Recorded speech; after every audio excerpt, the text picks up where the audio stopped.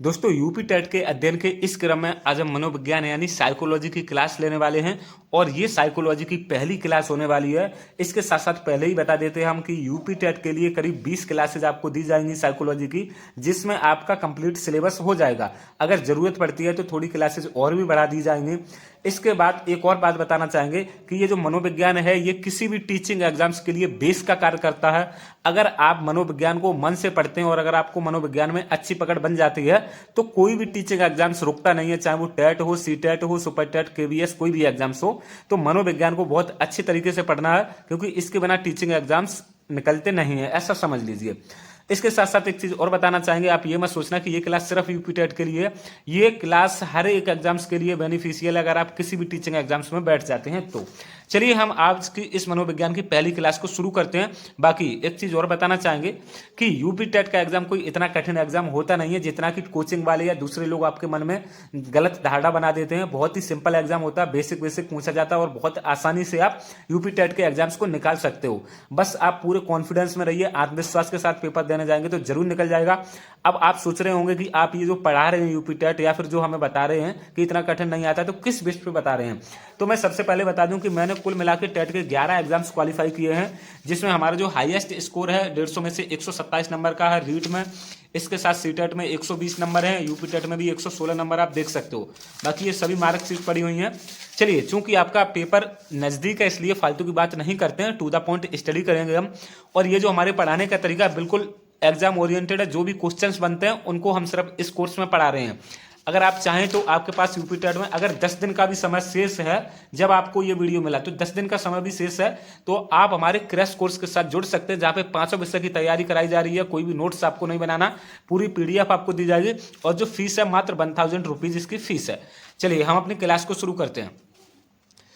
आज ये मनोविज्ञान की क्लास है। कुछ लोग इसको सीडीपी बोलेंगे या बाल विकास चाइल्ड डेवलपमेंट भी बोलते हैं और कुछ लोग इसको साइकोलॉजी भी बोलते हैं। अब हम बता देते हैं कि मनोविज्ञान का जो इंग्लिश रूपांतरण है वो ये साइकोलॉजी है। इस तरीके से ये साइकोलॉजी की मीनिंग है, आप इसको याद कर सकते हो। चलिए अब हम शुरू करते हैं शिक्षा मनोविज्ञान से। देखिए, मनोविज्ञान की कई सारी शाखाएं होती हैं। मनोविज्ञान ऐसा नहीं है मनोविज्ञान सिर्फ एक है, मनोविज्ञान की कई सारी शाखाएं होती हैं।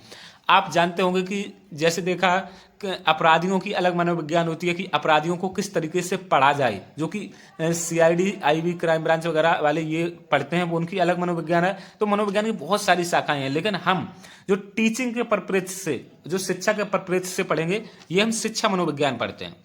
अब शिक्षा मनोविज्ञान क्या कहती है? हाँ, एक चीज आपने और देखा होगा, जो दूसरों के मन की बातें जानते हैं उन्हें भी हम मनोविज्ञान के अंतर्गत ही रखते हैं, लेकिन हमारा ऐसा वो वाली मनोविज्ञान नहीं है। हमारी सिर्फ शिक्षा के क्षेत्र में जो मनोविज्ञान यूज होती है, शिक्षा मनोविज्ञान, उसको पढ़ेंगे। चलिए हम शुरू करते हैं अपनी आज की स्टडी। तो शिक्षा मनोविज्ञान दो शब्दों शिक्षा धन मनोविज्ञान से मिलकर बना है। तो जैसा कि यहाँ पे दिखाई दे रहा है, शिक्षा मनोविज्ञान में दो शब्द हैं, एक शिक्षा एक मनोविज्ञान है। तो ये दो शब्दों से मिलकर बना है।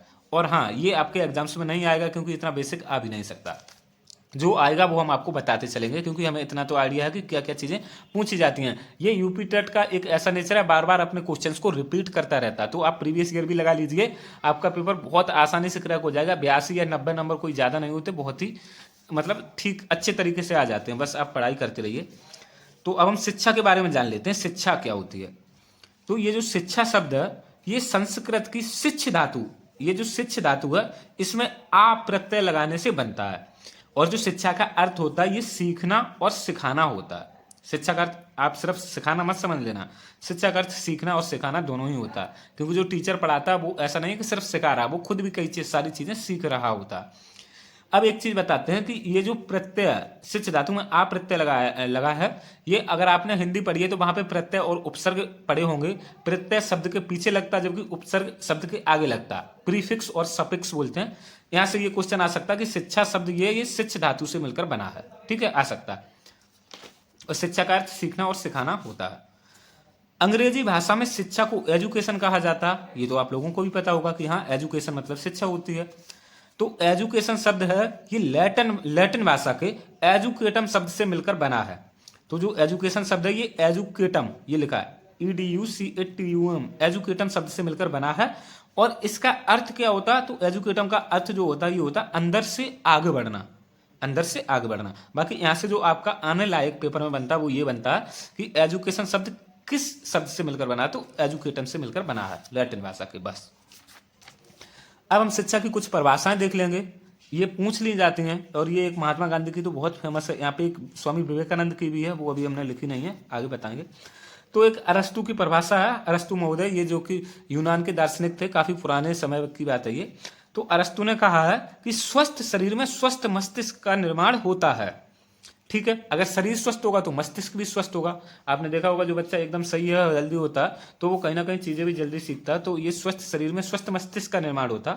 और अरस्तु जी आगे कहते हैं जो कि सिर्फ शिक्षा से ही संभव है, यानी स्वस्थ मस्तिष्क कैसे बनेगा? शिक्षा से ही बनेगा।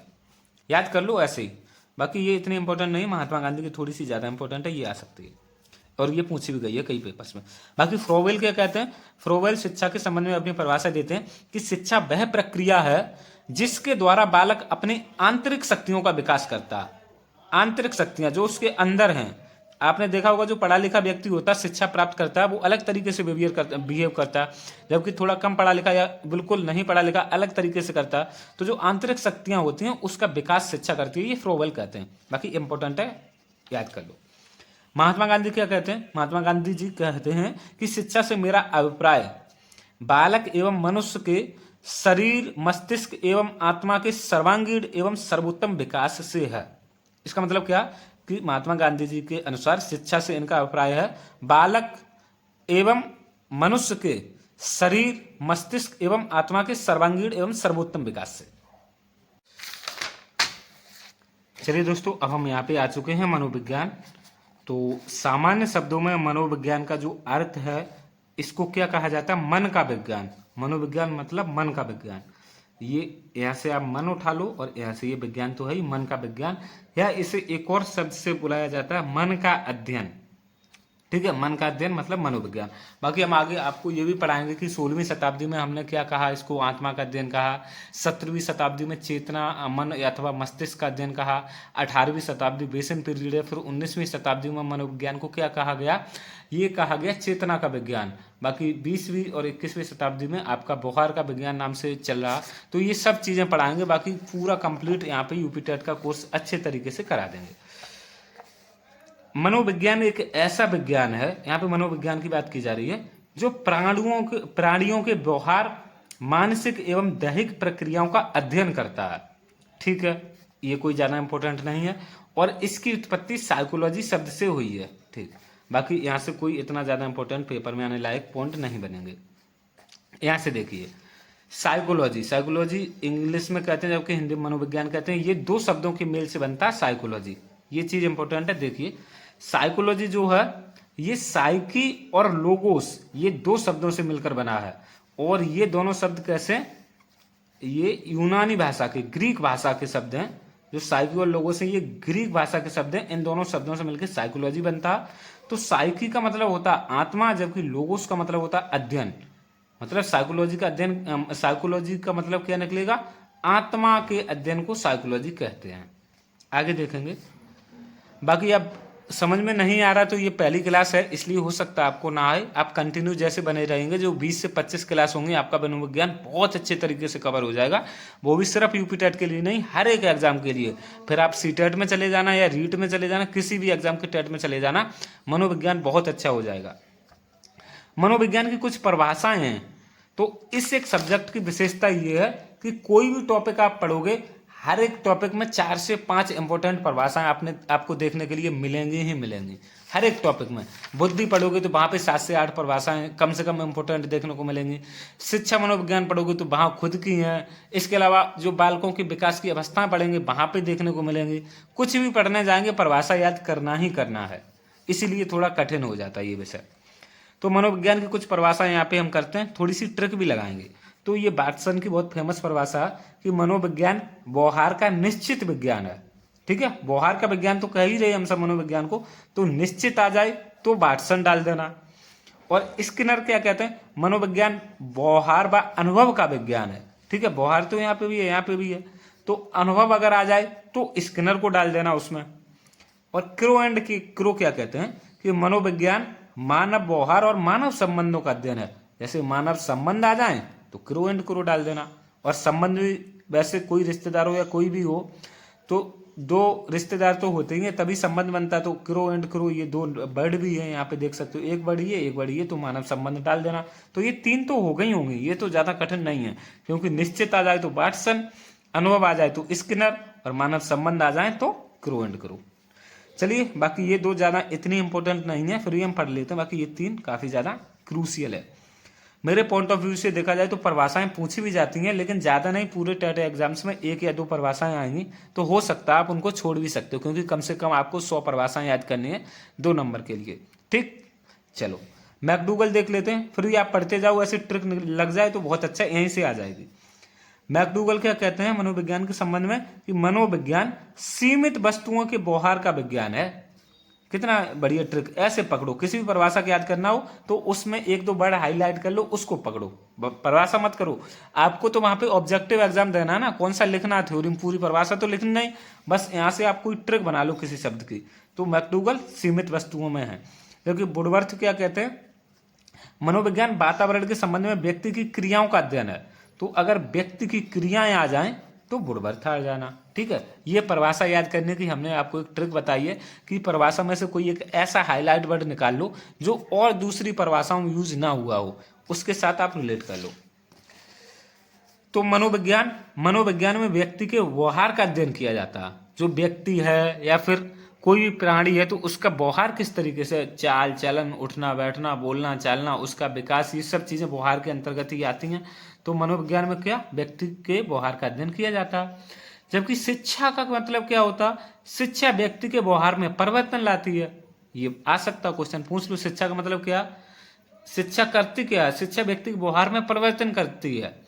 जो शिक्षित व्यक्ति होगा उसका पढ़ने लिखने सोचने उठने बैठने का तरीका अलग होता है, बोलने का तरीका अलग होता है। तो व्यवहार में कहीं ना कहीं परिवर्तन ही तो किया शिक्षा ने उसके व्यवहार में।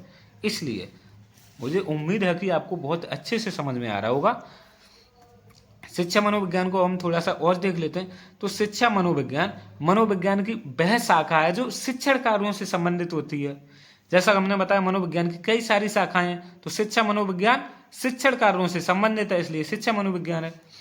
क्रो एंड क्रो की यहाँ पे देखो एक और परिभाषा आ गई शिक्षा मनोविज्ञान से रिलेटेड।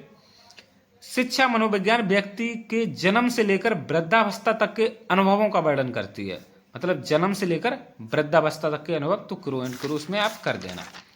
बाकी शिक्षा मनोविज्ञान के कुछ कार्य क्षेत्र भी होते हैं। क्या क्या कार्य हैं शिक्षा मनोविज्ञान के, पाठ्यक्रम का निर्माण, सिलेबस जो हम बनाते हैं बच्चों का, ये शिक्षा मनोविज्ञान को ध्यान में रखते हुए बनाते हैं।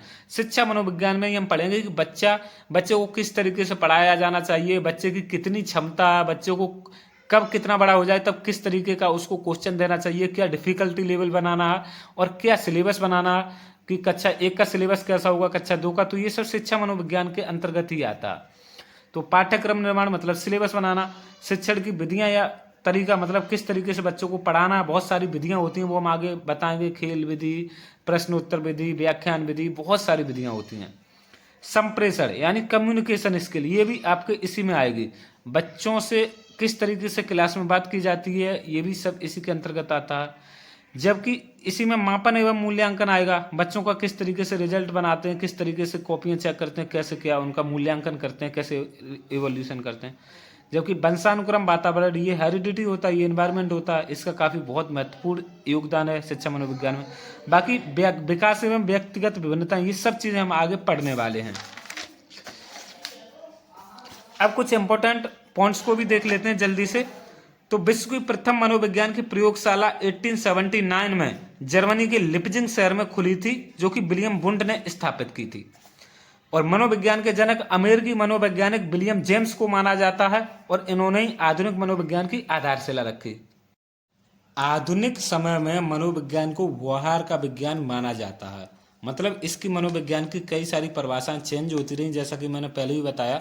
16वीं शताब्दी तक आत्मा का अध्ययन माना जाता था, और 17वीं शताब्दी में मन मस्तिष्क का अध्ययन माना गया, 19वीं शताब्दी में आपका चेतना का अध्ययन माना गया, जबकि 20वीं शताब्दी से ये सब अब ये आपका व्यवहार का अध्ययन ही चल रहा।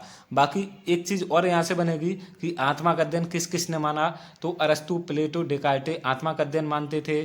जबकि 17वीं शताब्दी में जो मन मस्तिष्क वाला आया, देखो ये सब चीजें अलग हैं, वो आगे थोड़ी सी पढ़ाएंगे, क्योंकि हम एक ही बार में सब आपके पास नहीं भेजना चाहते, इससे आपको कन्फ्यूजन हो जाएगा और चीज़ें कहीं ना कहीं सब घुल मिल जाएंगी। इसलिए थोड़ी थोड़ी छोटी छोटी क्लास ले रहे हैं, जो कि आप बार बार देखो और ये PDF से आप रिवाइज करते रहो।